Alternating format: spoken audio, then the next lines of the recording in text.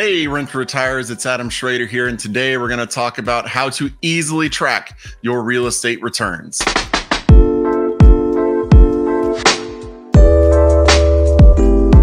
Before we get started, I want to remind everybody, please subscribe to our YouTube channel, click the notifications bell so that you don't miss any of the content we're putting out.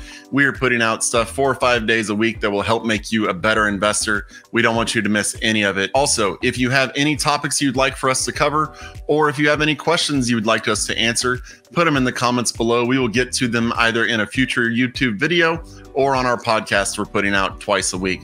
So let's get into it. How can you easily track your real estate returns? Well, there's a couple things you're going to need to know before we can really get started. Number one, when you purchased the property, how much money did you spend? Now, this is your down payment. This is your closing costs, your loan origination, your appraisal, your home inspection, anything you spent money on when you were buying this property in the first place, you need to know. Once you get that number, just write it on a piece of paper and set it aside. You're also going to need to know how much you're paying your property manager. We talked about it last week whenever I did my video. It's either going to be a flat rate or percentage of rent collected. You also need to know your total monthly mortgage payment.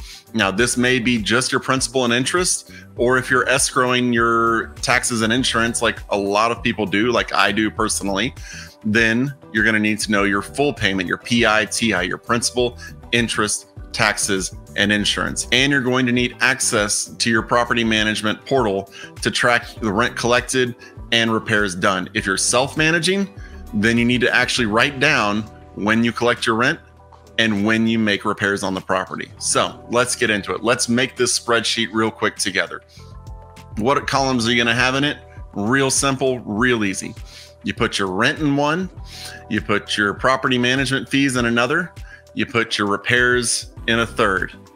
Then all you have to do is subtract your property management and your repairs from the rent collected, and you get how much every month your management company should be putting in your bank account. This is a quick, easy way just to make sure you're getting everything. If your number and their number don't match up, you need to log back into your portal and find out why. It's probably honestly a repair that you didn't know beforehand that, came in late in the month, but you need to know why that isn't matching up. And then all you have to do to find out your cash flow is subtract your mortgage payment from that amount of money the property manager sends you every month.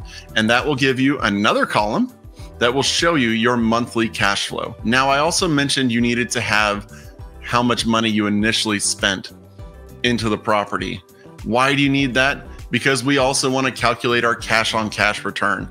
This is a great number to watch because it will show you how much you're making based on the money you've put in. Now, obviously, cash on cash is not everything about it because we've got tax write-offs, we've got depreciation, we've got a whole host of things that benefit us. But we really want to know, how much am I getting on my money? I mean, it's an important thing to keep track of. All you have to do for that is you calculate your cash flow that you've received on that property the lifetime. So you put a sum, you put a thing at the bottom of the column that says, how much money am I making?